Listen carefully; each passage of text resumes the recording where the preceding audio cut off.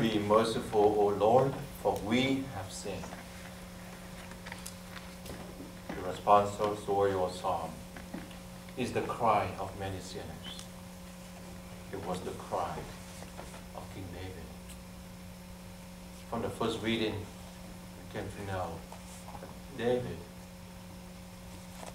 although he was a great king, good man, he committed sin, a terrible sin. We recounted the sin of adultery. And not only adultery, but he planned to kill Uriah in secret by sending the guy out there, let him killed out there, so that I can go ahead and take his wife. Terrible sin. And then even later on, so who said that King David has not committed sins? It's a terrible sin. If you had a chance to say the Liturgy of the Hours every Friday morning, the Psalms in the morning is always contrite in nature. Be merciful, O Lord, for we have sinned from my mother's womb. It's the cry of David. Most of the Psalms, if not all of them, were written by David. And as a sinner, he felt so miserable about himself, just hopeless. He knew exactly that it was God that chose him to be the king. He was anointed to be the shepherd of Israel. But then, he's not better. He's not better than the other people. More terrible. And so that's why from the bottom of his heart, he was so contrite, asking God to forgive his sins. As I said in the beginning of Mass, every Friday, we should have saying the votive Mass in honor of the Sacred Heart. And the Sacred Heart is the patron, the name of this parish. Beautiful. The Church is always asking each and every one of us to gaze upon the Sacred Heart of Jesus specifically on every Friday and to honor the Sacred Heart with a special devotion. Why? Because we knew that all of us are sinners. Even the Pope, down to the little child, everyone is a sinner. I myself is a sinner.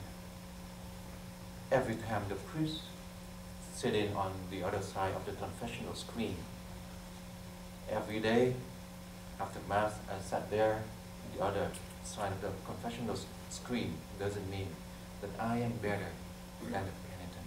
No, to be honest. So each time when I raise my hand or the priest raises their hands to absolve the sins of the people, it is a time for me to reflect in a very most humble way that God, who am I? But it is through the power of God that sins are forgiven, not the power of the priest. We are all sinners. And look at the terrible tragedies, war, hatred, violence everywhere. Just scan over the weekday newspaper. You see it everywhere. It's just so terrible. Yesterday I saw a video clip.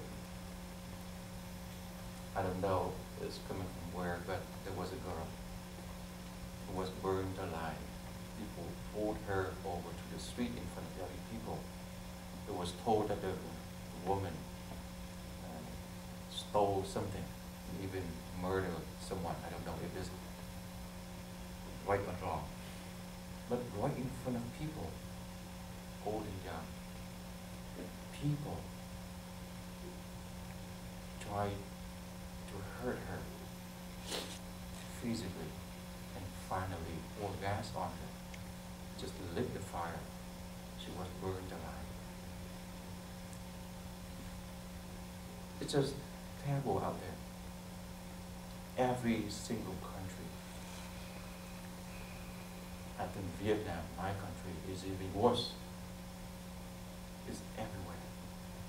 Sometimes I ask myself, and I ask God, God, how come these terrible things are happening among us, human beings created by you in the image of your own Son?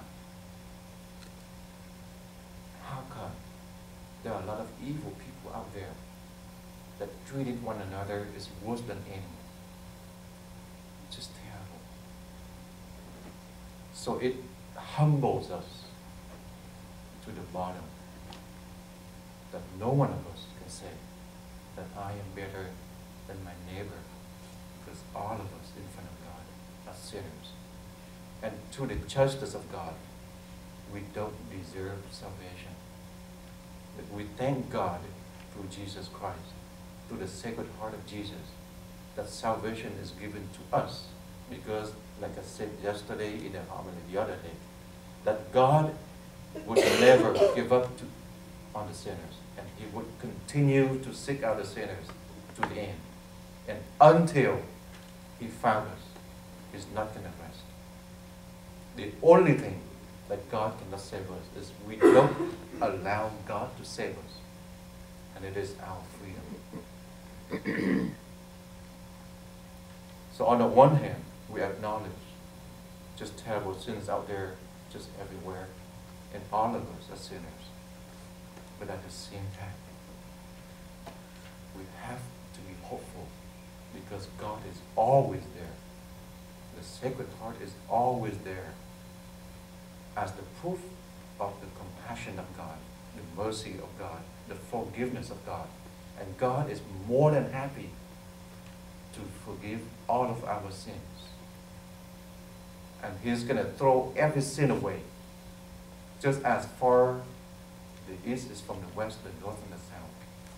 He's going to throw everything away. And He would not remember any single sin that we have confessed.